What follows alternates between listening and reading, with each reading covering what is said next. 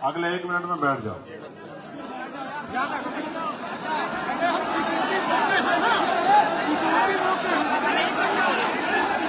जो जहां है वहीं बैठ जाओ। ये ऊपर वगैरह सब कुछ खड़ा नहीं दिखना चाहिए, बैठ जाओ। 1 मिनट से ज्यादा समय नहीं खर्च करेंगे इस पे, बैठो।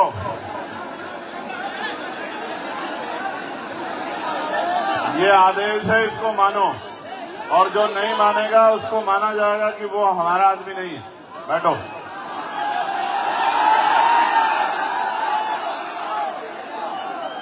बैठो अपनी अपनी जगहों पे।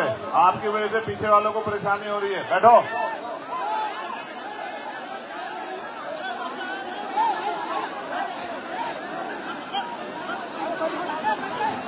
ये भी बैठो, नीचे बैठो, तब तक बात नहीं होगी। बैठिए।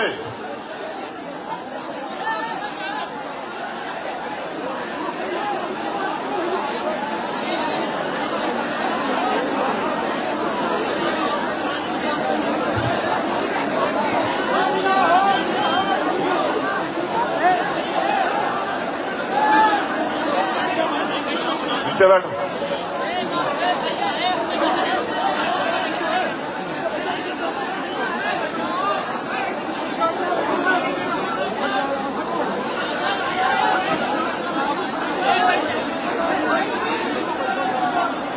कोई रास्ता ही नहीं है बैठने के अलावा, बैठना ही पड़ेगा। आप लोग भी बैठो भाई, क्यों खड़े हो वहां बीच में लोग? यहीं तक चेयर है। चेयर कहां तक है? चेयर पीछे तक है, यहां तक, सामने तक। ठीक है, थोड़े से पीछे हो जाओ, थोड़े से पीछे हो जाओ, थोड़े से पीछे हो जाओ। प्यारे भाइयों, थोड़े से पीछे हो जाओ। मुझे पता है कि गर्मी बहुत ज्यादा है, और मुझे ये भी पता है कि जब मैं ही पसीने पसीने हो रहा हूं तो आप पे क्या बीत रही होगी। लेकिन नहीं, मैं छोड़ के चला जाऊंगा माइक अगर ऐसे करोगे तो। आप लोग बाहर चले जाओ उस तरफ, अगर आपको परेशानी हो रही है। आप डिस्टर्ब मत करो बिल्कुल भी। आप वो गेट खोलो, चलो वहां से बाहर चल जाओ, जिसको जो बैठ नहीं पा रहा। आपकी वजह से पूरा कार्यक्रम नहीं खराब करेंगे हम लोग।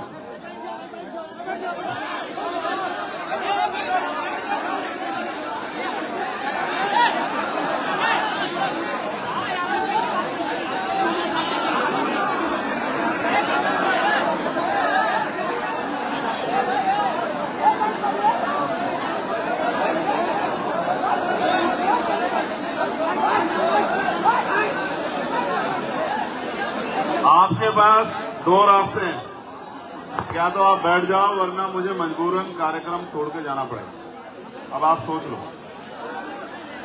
मेरे पास कोई रास्ता नहीं। मेरे पास तो मुझे आपसे बात करनी है। आप नहीं ऐसा माहौल बनाओगे तो मैं छोड़ के चला जाऊंगा, मेरा अपना नेचर।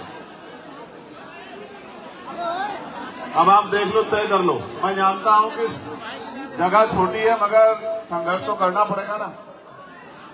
हाँ, बैठो, इसके अलावा कोई रास्ता है ही नहीं।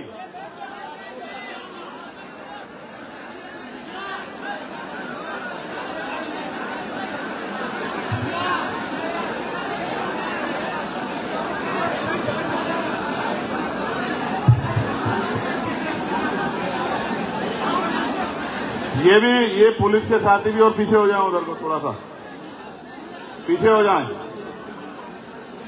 इधर भी थोड़े से पीछे को हो जाएं। आप लोग पीछे हो जाओ बेटे, पीछे हो जाओ, पीछे हो जाओ सब लोग। थोड़ा पीछे की तरफ को चलो, जो व्यवस्था हो जाए। मैं मानता हूं गर्मी बहुत है, लेकिन संघर्ष तो करना ही है ना। पीछे हो जाओ फिर।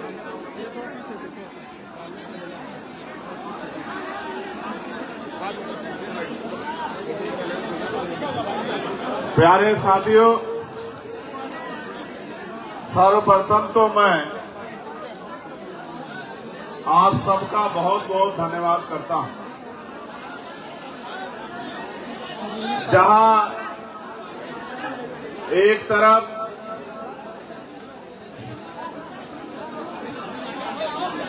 थोड़े से लोग कम करा दो, ये गर्मी है, बहुत परेशानी हो जाएगी, थोड़े से लोग कम करा दो, बीमार हो जाओगे। चक्कर आके गिरने लग जाओगे, मान जाओ, थोड़े से लोग कम करा दो, बाहर खड़े होकर सुन लो, पीछे की तरफ को मदद करा दो। आप तो मेरे भाई हो ना, मेरी बात तो मानो, थोड़ी सी मदद करा दो, थोड़े लोग इधर आ जाओ, आप भी आ जाओ मेरे साथ, बाहर खड़े होकर सुन लो आराम से, थोड़ी सी अपने भाई की मदद कराओ, कराना सीखो। मैं आपके लिए जान हथेली पे रखता हूं, नहीं रखता हूं? आप भी मेरी थोड़ी सी मदद करा दो, थोड़े से बाहर को हो जाओ, जिससे कि अनुशासन बन जाए। गर्मी बहुत नहीं, बिल्कुल नहीं, आपको भी कह रहा हूं, आप थोड़ी सी बाहर को हो जाओ, जिससे व्यवस्था हो जाए, वरना गर्मी बहुत है, घुटन हो जाएगी। थोड़ी सी मदद करा दो, मैं यही हूं, सर्किट हाउस में रुकूंगा, सबसे मिलूंगा, वादा कर रहा हूं, जा नहीं रहा हूं ना रात को, जाओ, चलो जल्दी चलो, जल्दी चलो, अब हटो, वरना मैं फिर अब आप डिस्टर्ब मत करो।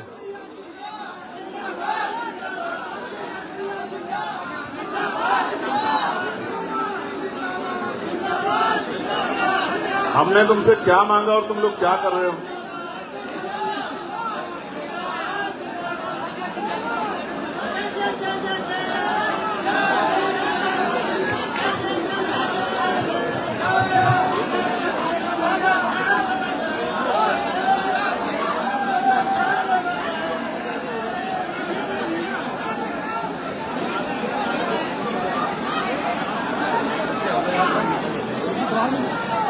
भाई हो ओ भाई नीचे बैठो।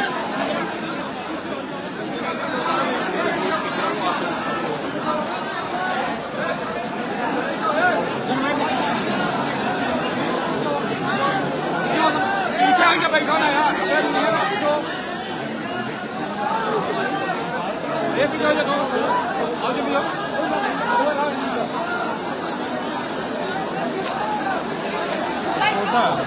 ज्यादा हो गया, कूलर भी नहीं।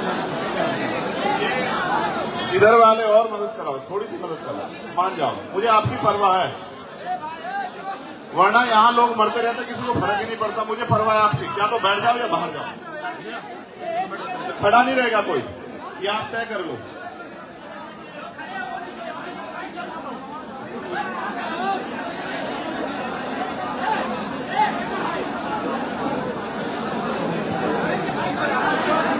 जो आपके आसपास खड़ा है, पकड़ के पटक दो नीचे जमीन पे, कम से कम उसको पता लग जाएगा। ऐसे नहीं मानेंगे तो ऐसे मानेंगे, आप लोग तो समझदार हो ना, पटक दो। ये पुलिस की मौजूदगी में है ये सब, इनकी तरफ से चाहे यहां से कोई गोली चला दे, इनको क्या मतलब पुलिस के लोगों को? ये किसका काम है कानून व्यवस्था तो वो करने का? मजाक समझ के बैठे हो? ये इतने नजदीक से कोई नुकसान पहुंच जाता, किसी को कौन जिम्मेदारी लेगा? क्या करते हो आप लोग, काहे की वो कर रहे हो ड्यूटी?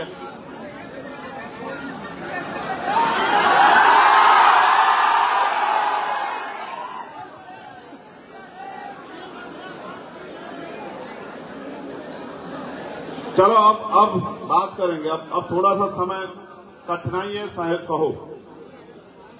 सहो, इसके अलावा रास्ता नहीं है मेरे पास। अगर मेरे पास कोई रास्ता होता तो मैं कर देता उसको, लेकिन अब आधा घंटा 20 मिनट 40 मिनट जो जितनी देर बोलेंगे सुनो, और पसीने से मत डरो। किसान गरीब मजदूर परिवार के लोगों काहे को डरना पसीने से? नहीं डरना। प्यारे साथियों, मैं आपको धन्यवाद देने के बाद इस कार्यक्रम के आयोजक हमारे भाई डॉक्टर आकिब साहब, जो प्रदेश महासचिव हैं, अरबाबुल हक साहब, ब्रजेश यादव जी, अजय गौतम जी, राजेंद्र भारती जी, राम प्रसाद राव जी, इश्तियाक जी, अजय गौतम जी, शिवचंद्र भारती जी, जितेंद्र राणा जी, केशव यादव जी, समीम अख्तर जी, सलीम राइनी जी, कालीचरण यादव जी, नासिर अली खान जी, खुर्शीद आलम जी, विष्णुदत्त वर्मा जी, मेराज अहमद जी, विशाल कुमार जी, तौफीक हैदर जी, डॉक्टर जाहिद जी, शकील साहब, बाबा वर्मा जी, शिवा वर्मा जी, अब्दुल नईम जी, रितेश जी, जमील अंसारी जी, गिरवर सिंह पटेल जी, डॉक्टर तौसीफ जी, हैदर खान जी, डॉक्टर मुजाहिद जी, मिशनरी गायक सुदर्शन यादव जी, शकील अहमद जी, बाल गंगाधर बागी जी, हमारे प्रदेश के अध्यक्ष सुनील कुमार चित्तौड़ जी, मास्टर तुलसीराम वाल्मीकि जी, इंजीनियर हीरालाल जी जो कानपुर से आए हैं, मिशनरी लोग हैं हमारे सीनियर, प्रदीप अंबेडकर जी।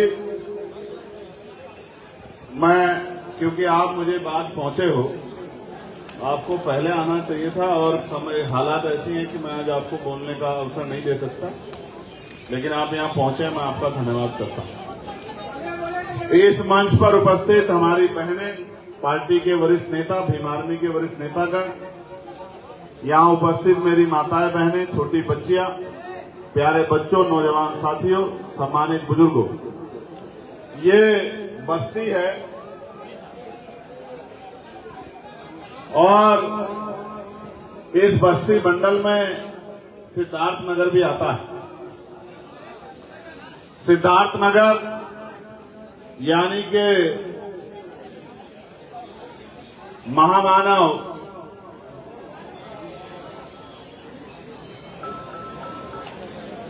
भगवान बुद्ध की धरती,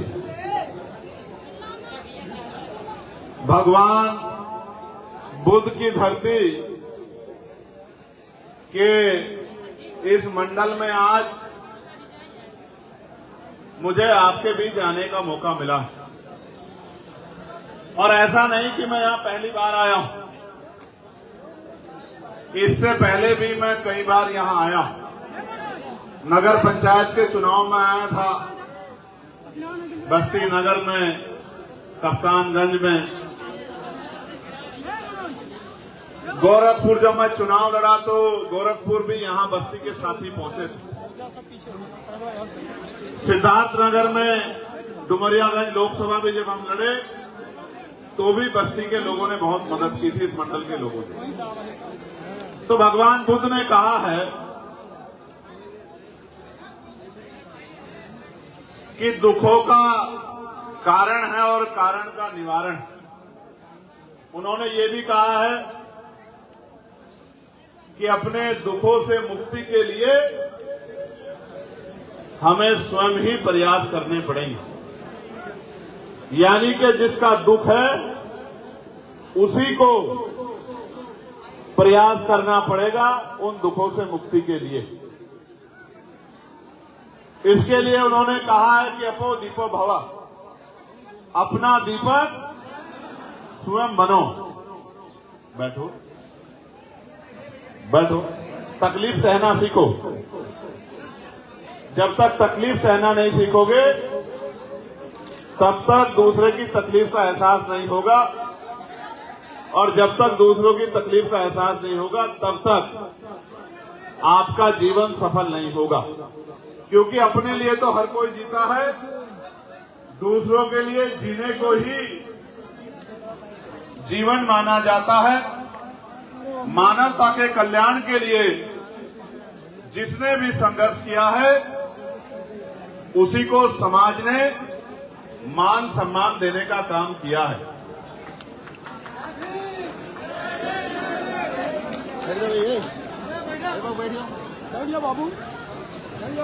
प्यारे साथियों, अपनी बात को रखने से पहले मैं दुनिया में जन्मे सभी संतों, गुरुओं और महान पुरुषों को नमन करता हूं। महामानव तथागत बुद्ध, जगत गुरु सतगुरु रविदास जी महाराज, संत कबीर जी, गुरु नानक देव, भगवान वाल्मीकि, संत गाडगे जी महाराज, नारायण गुरु,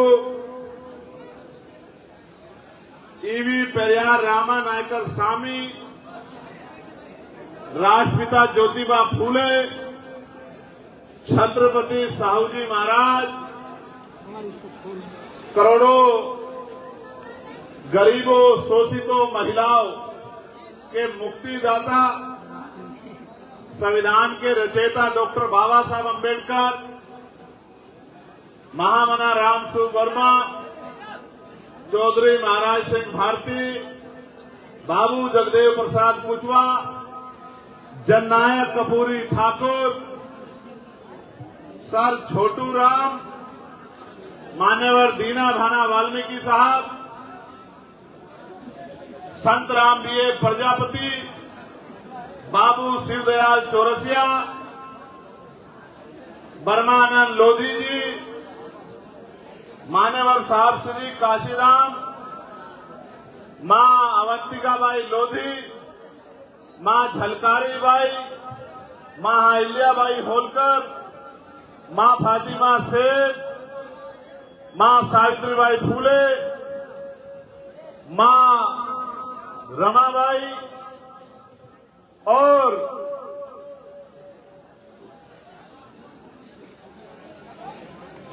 मां फूलन देवी के चरणों में भी नमन करता हूं। प्यारे साथियों, आज इस प्रबुद्ध जन सम्मेलन में जब मुझे आने का मौका मिला है, मेरे कंधों पे ये जिम्मेदारी है कि मैं आपको आज के हालातों से वाकिफ कराऊं। आज के हालात ये हैं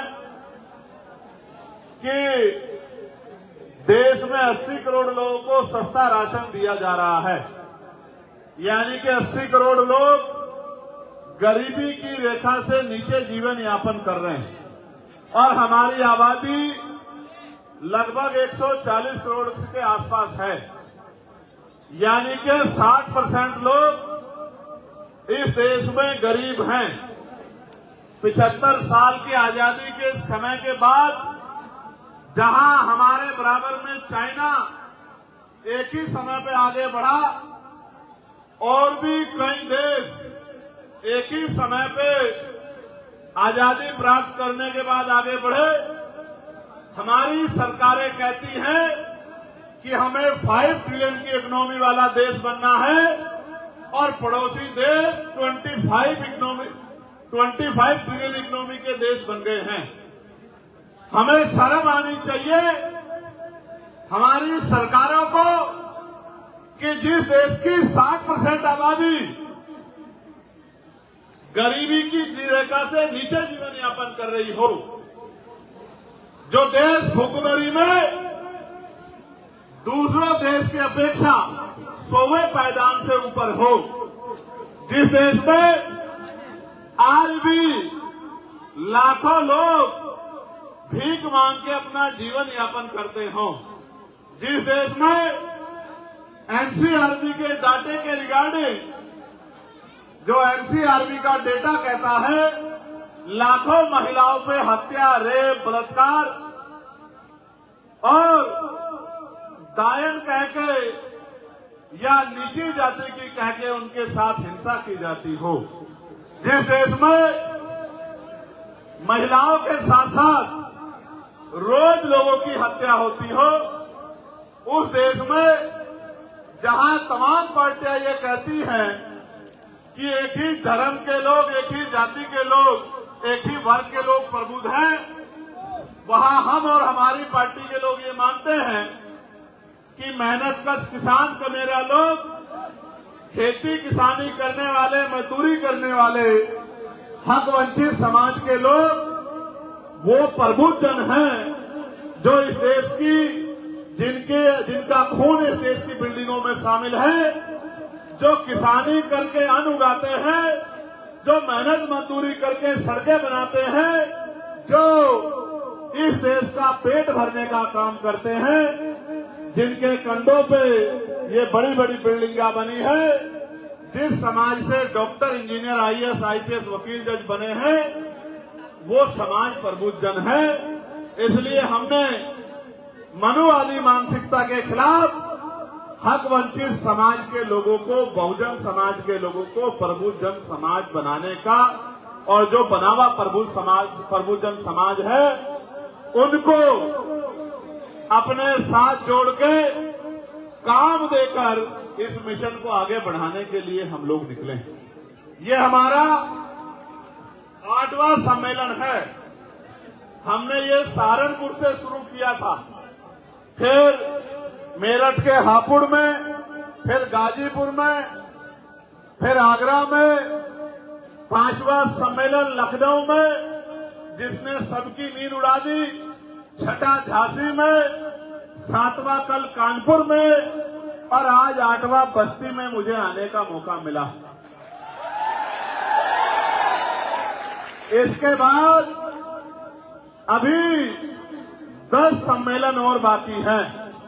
आप मेरी बात को याद रखना, अगर आज आपने मेरी बात पे गौर किया और आपने मेरी बात पे पहरा दिया, मेरी बात पे साथ खड़े हो गए और इस लड़ाई को लड़ने का काम किया, मैं वचन देके कहता हूं कि 2027 में ऐसा इनकलाब आएगा कि धरती चीर के जो है ये किसान, नौजवान, हक वंचित बहुजन समाज के लोग राजकाज अपने हाथ में लेने का काम करेंगे। और जैसे भगवान बुद्ध ने कहा है, अपो दीपो भव, अपना दीपक स्वयं बनने का काम करेंगे। प्यारे साथियों, आप मेरा बड़ा नुकसान कर रहे हो, क्योंकि मैं आपको कह रहा हूं कि आप अगर नहीं बैठ पा रहे हो तो बाहर चले जाओ, लेकिन आप ना जाने क्यों किसी उलझन में या लापरवाही में इस तरह का काम कर रहे हो कि सभी लोगों के सामने परेशानी खड़ी हो रही है। आप रास्ता बना दो, बहुत सारे लोग गर्मी में बेचैन हैं, आप रास्ता दे दोगे तो वो आराम से बाहर चले जाएंगे और फिर बाहर बैठकर ही मेरी बात को सुन लेंगे।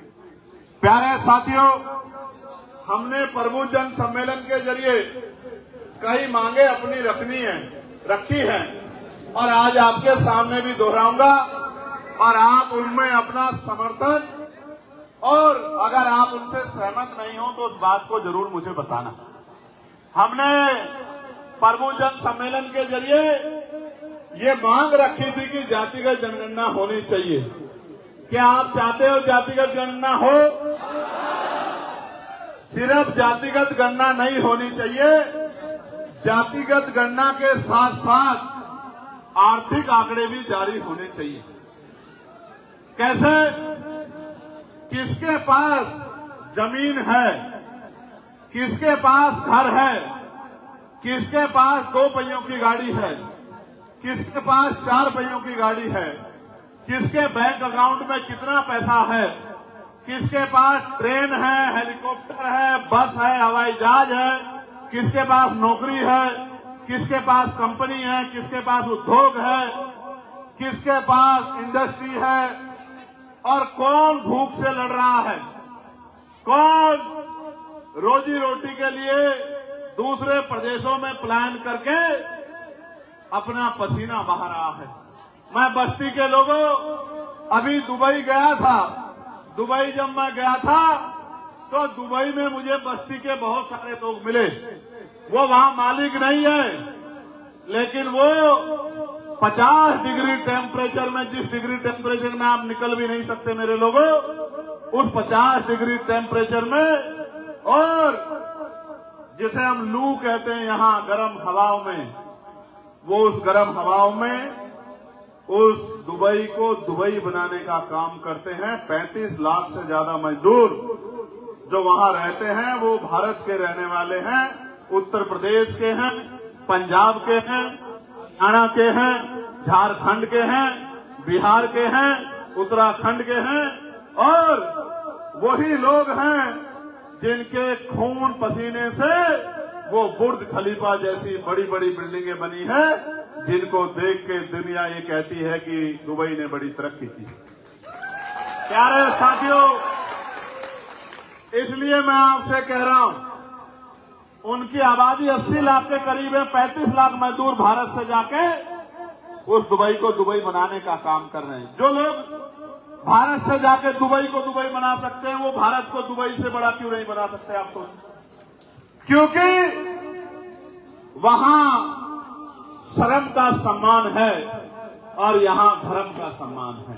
यहां कर्म का सम्मान भी नहीं।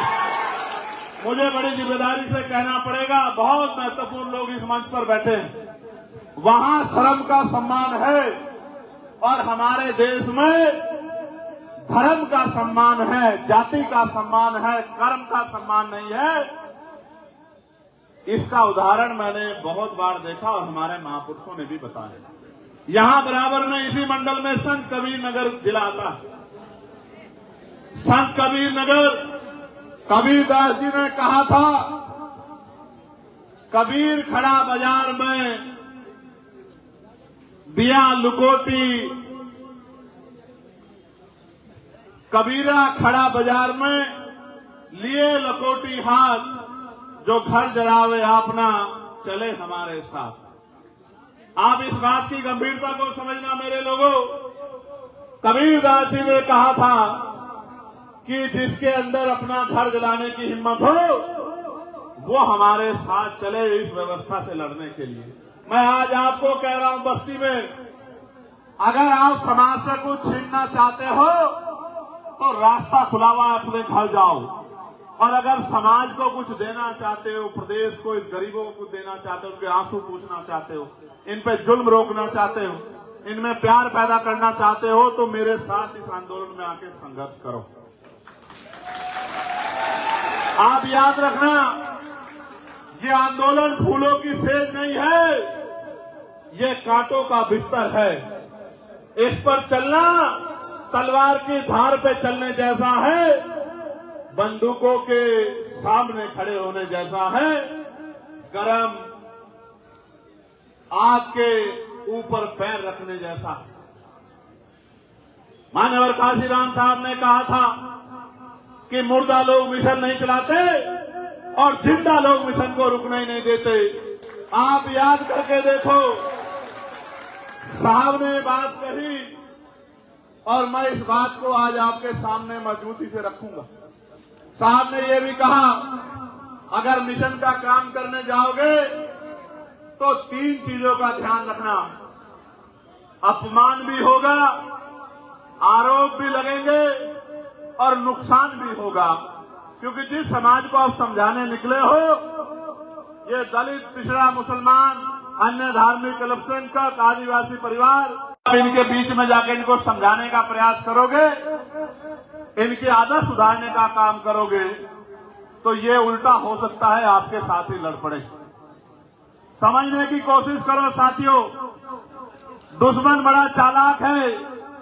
वो जानता है कि लोकतंत्र का मतलब है बहुमत का शासन, जिसका वोट होगा उसका राज होगा, जिसकी जितनी संख्या भारी होगी उसकी उतनी हिस्सेदारी होगी।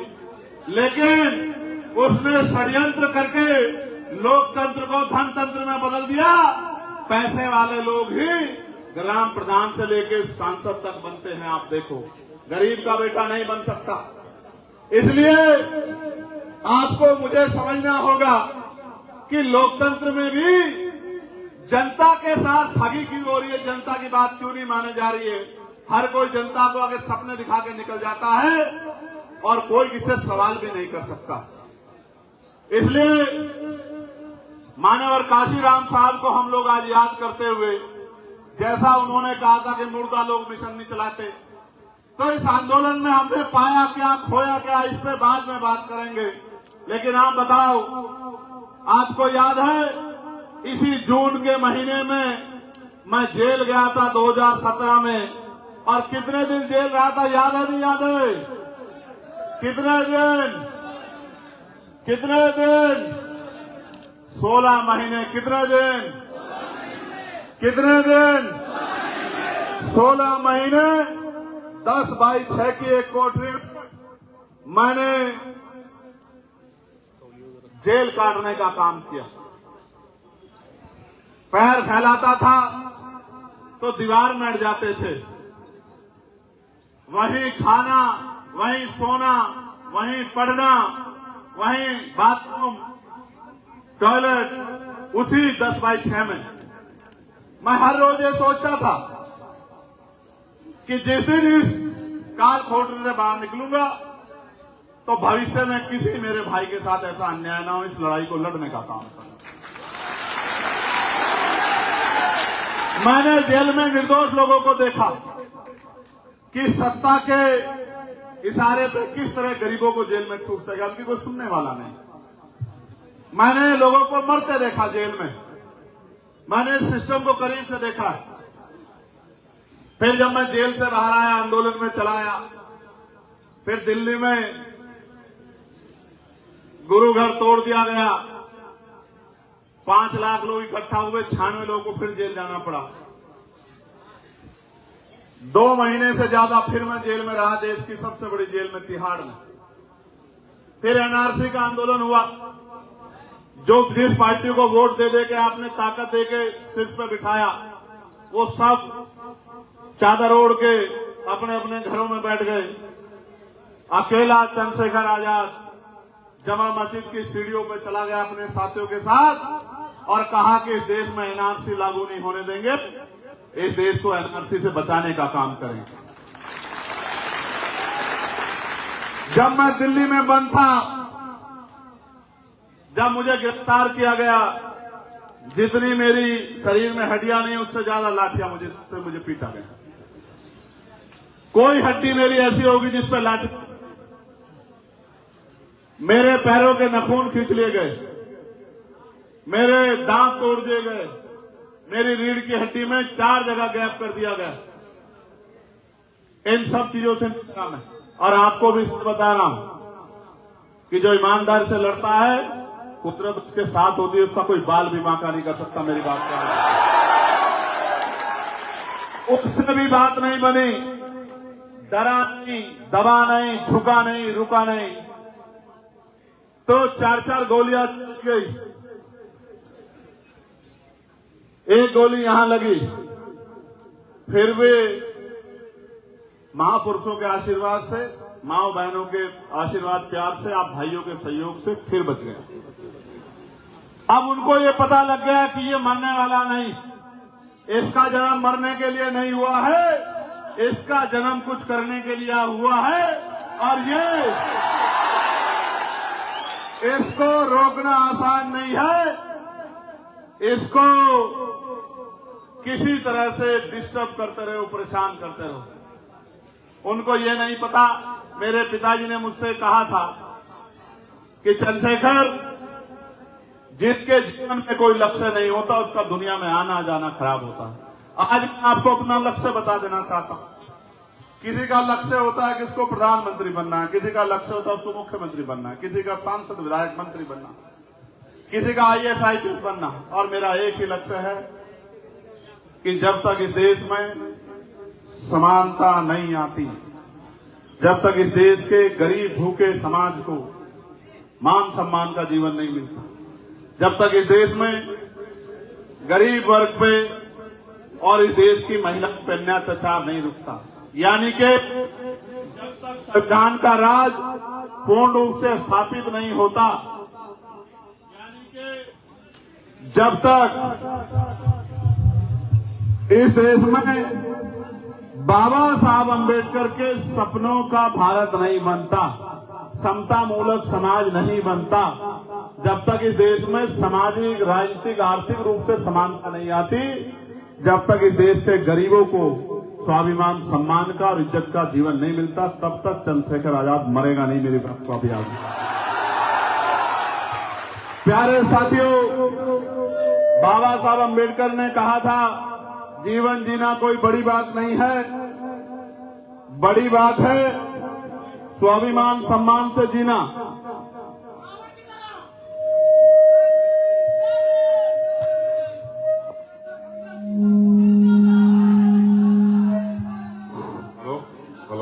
बड़ी बात यह है स्वाभिमान सम्मान से जीना। आप आज मुझे बताओ, क्या इस प्रदेश में गरीबों को स्वाभिमान सम्मान का जीवन मिल पा रहा है? क्या जोर से बताओ, क्या कौशाम्बी की बेटी को स्वाभिमान सम्मान का जीवन न्याय मिला है? क्या कौशाम्बी की बेटी को स्वाभिमान सम्मान का जीवन मिलना चाहिए था, नहीं मिलना चाहिए था? क्या उस परिवार को न्याय मिलना चाहिए, नहीं मिलना चाहिए? बिल्कुल मिलना चाहिए। अभी जब आप यहां से निकलोगे तो देखना, सागर में, मध्य प्रदेश में एक लड़के को कुल्हाड़ी से काट काट के मार दिया। 6 लोगों ने, उसके परिवार ने अंतिम संस्कार नहीं किया। अभी मेरी उनसे बात हुई, उन्होंने एक वीडियो जारी की है कि जब तक भाई चंद्रशेखर आजाद नहीं आएंगे हम अंतिम संस्कार नहीं करेंगे, चाहे 1 महीना बीत जाए।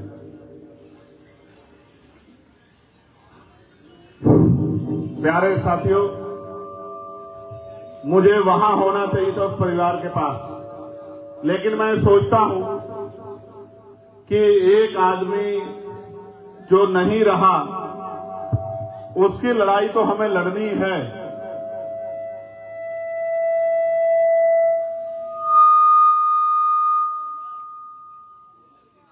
लेकिन जो जीवित लोग हैं उनकी लड़ाई भी हमें लड़नी है। इसलिए मैं आज वहां नहीं गया। अभी मैं कुछ देर बाद वहां के अधिकारियों से बात करूंगा और अगर उस परिवार की मांग नहीं मानी गई तो मैं मध्य प्रदेश सागर जाऊंगा। ये बात मैं आपको बता रहा हूं इस मंच के माध्यम से। प्यारे साथियों, मैं ये चाहता हूं कि जातिगत गणना हो, आर्थिक आंकड़े जारी हो और संख्या के आधार पर आरक्षण व्यवस्था लागू हो। 52% ओबीसी को 52% आरक्षण मिलना चाहिए। मिलना चाहिए नहीं मिलना चाहिए बताओ? यस।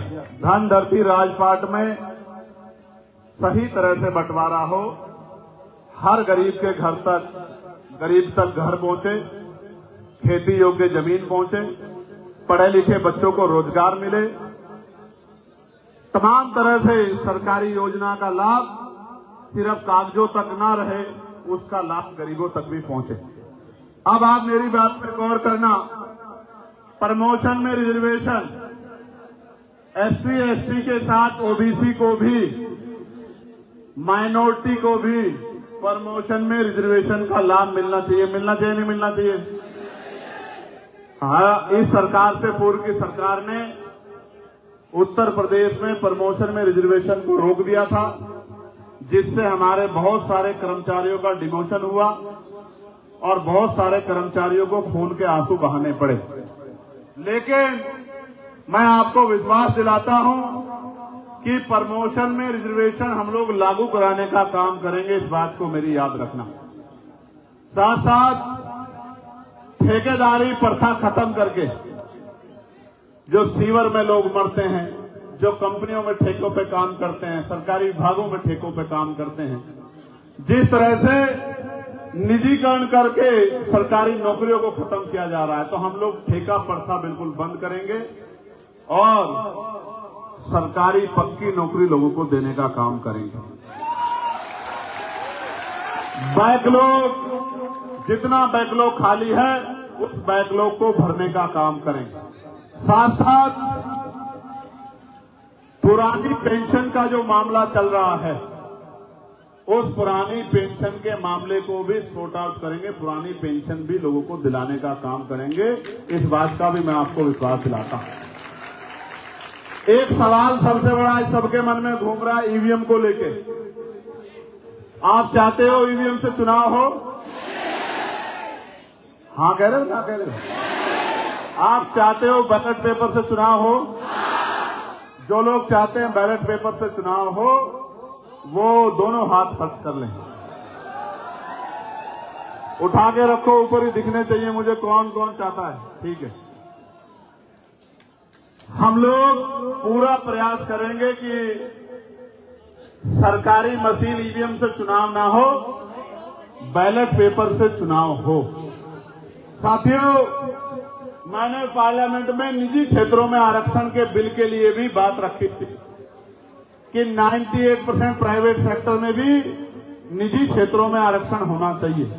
और हमारे बड़े सीनियर हीरा लाल जी कहीं बैठे होंगे, उन्होंने कल मेरे सामने एक मांग रखी थी कि भाई चंद्रशेखर जी, समान काम समान वेतन लागू होना चाहिए।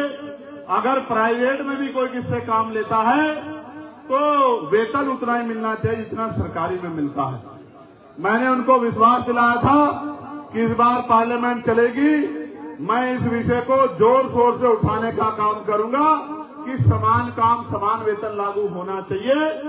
8 घंटे काम के लिए अगर सरकार 1000 रुपए देती है, मजदूरों को भी 1000 रुपए मिलने चाहिए। इस मांग को मैं उठाने का काम कर रहा हूं।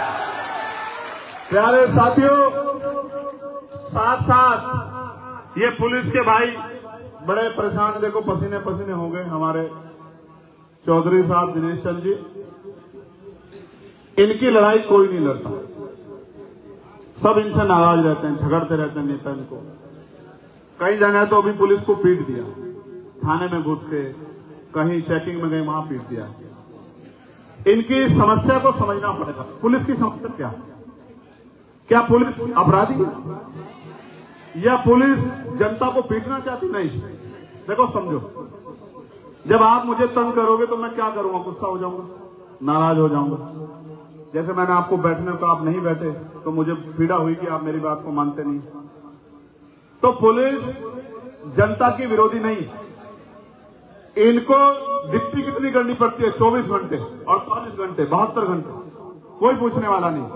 रोटी मिली या नहीं मिली है, पानी मिला नहीं मिला है, कपड़े मिले नहीं मिले, वर्दी वही है नहीं वही है, और कुछ इनको मिला नहीं मिला, सोने को मिला नहीं मिला, खाने को मिला नहीं मिला, बैठने को मिला, कोई नहीं पूछने वाला। इसलिए मैंने पार्लियामेंट में, जबकि इन्होंने मुझे कई बार जेल भेजा पकड़ पकड़ के, फिर भी मैंने पार्लियामेंट में इनके लिए आवाज उठाई कि इनकी 8 घंटे की ड्यूटी होनी चाहिए। नौकरी अपनी जगह, लेकिन अपने परिवार से मिलकर उनके बीच में रहने का अधिकार इनका भी है। इनको सप्ताह में 1 दिन छुट्टी मिलनी चाहिए। बताओ मिलनी चाहिए नहीं मिलनी चाहिए? और मेरा बच्चा है तो मैं इनको 2 छुट्टी दे दूं। सप्ताह में इनको 1 दिन छुट्टी मिलनी चाहिए। बॉर्डर स्कीम खत्म होनी चाहिए बराबर के जिले में और बराबर के जिले में, जिससे कि छुट्टी वाले दिन अपने घर पहुंच जाएं, अपने बच्चों में अपनी मां, अपनी बहन, अपने पत्नी, अपने बेटे, अपने पिता के पास पहुंच जाएं, अपने भाइयों में पहुंच जाएं। इसलिए बॉर्डर स्कीम खत्म होनी चाहिए, इनकी वेतन विषमता दूर होनी चाहिए। इनकी भी कई मांगे, इनकी छोड़िए, होमगार्ड के जो भाई हैं उनकी वेतन वृद्धि, हमारे शिक्षा मित्र भाइयों का, बहनों का समायोजन, हमारे भोजन माता, आंगनबाड़ी बहनें, आशा बहनें, पंचायत सहायक, रोजगार सेवक, पीआरडी के जवान, सबके लिए उनकी वेतन वृद्धि के लिए मैंने पुरजोर मांग उठाई पार्लियामेंट में। कोई ऐसा नहीं है, किसान भाई हो, नौजवानों को रोजगार लिया, इसके लिए मैं तख्ती लेके बैठा रहा धूम में कि भाई नौजवानों को रोजगार मिलना चाहिए। मैंने कोशिश की कि हर वर्ग की आवाज हम लोग बनने का काम करें। फिर मैंने ये जो मांग मैं आपके सामने रख रहा हूं, बहुत इंपॉर्टेंट है, गौर करना। सरकारी स्कूल ये सरकार बंद कर रही है, ठीक है? सरकारी स्कूलों में किसके बच्चे पढ़ते हैं? बैठो, जल्दी बैठो, दोनों जल्दी बैठो, फटाफट बैठ जाओ, बैठ जाओ।